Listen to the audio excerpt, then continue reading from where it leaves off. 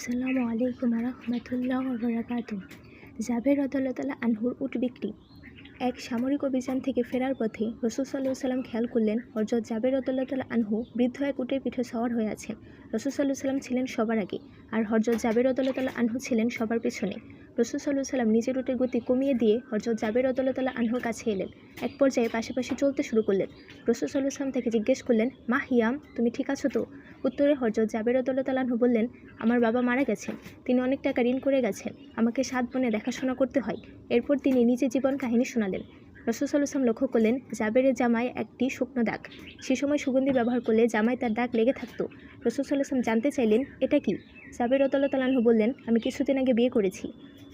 এরপর রাসূল সাল্লাল্লাহু আলাইহি ওয়াসাল্লাম জিজ্ঞেস করলেন, তুমি কি তোমার বয়সী কাউকে বিয়ে করেছো নাকি বয়স্ক কাউকে? তিনি বললেন, আমি একটু বয়সী এক নারীকে বিয়ে করেছি, কারণ আমি আমার বোনদের জন্য মায়ের মতো কাউকে চেয়েছিলাম, যার অভিজ্ঞতা আছে, যিনি বিধবা বা যার সন্তান আছে।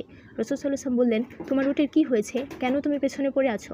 তিনি বললেন, ইয়া রাসূলুল্লাহ সাল্লাল্লাহু আলাইহি ওয়াসাল্লাম, আপনি জানেন আমার বাবা কোনো টাকা পয়সা রেখে যাননি, তিনি ঋণ রেখে গেছেন, আমার কাছে শুধু এই উটটাই আছে। তখন রাসূল সাল্লাল্লাহু আলাইহি ওয়াসাল্লাম আল্লাহর কাছে দোয়া করলেন। উটটি দৌড়ে এগিয়ে যেতে থাকলো। জাবের রাদিয়াল্লাহু আনহু খুশি হয়ে গেলেন। রাসূল সাল্লাল্লাহু আলাইহি ওয়াসাল্লাম বললেন, তোমার উটটি আমার কাছে বিক্রি করো জাবের। জাবের রাদিয়াল্লাহু আনহু বললেন, এটাই আমার একমাত্র উট, আমি আপনার কাছে এটি বিক্রি করতে পারবো না, এটাই আমাদের একমাত্র সম্বল। উটটি বিক্রি করে দিলে আমি কিছুই করতে পারবো না, ব্যবসা যাতায়াত কিছুই না, আমার এই উটটি দরকার। রাসূল সাল্লাল্লাহু আলাইহি ওয়াসাল্লাম বেশ কয়েকবার বললেন, আমার কাছে উটটা বিক্রি করো। শেষমেশ জাবের রাদিয়াল্লাহু আনহু বললেন, আচ্ছা, আমি আপনার কাছে একটু বিক্রি করব। রাসূল সাল্লাল্লাহু আলাইহি ওয়াসাল্লাম একটি মূল্য প্রস্তাব করলেন।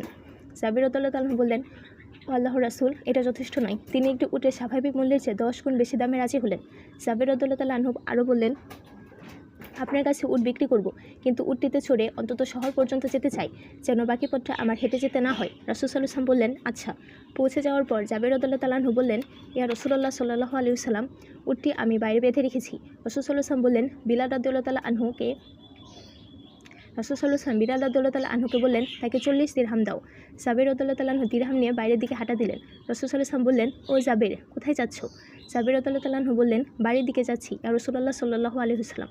রাসূল সাল্লাল্লাহু আলাইহি ওয়াসাল্লাম বললেন, তোমার উট?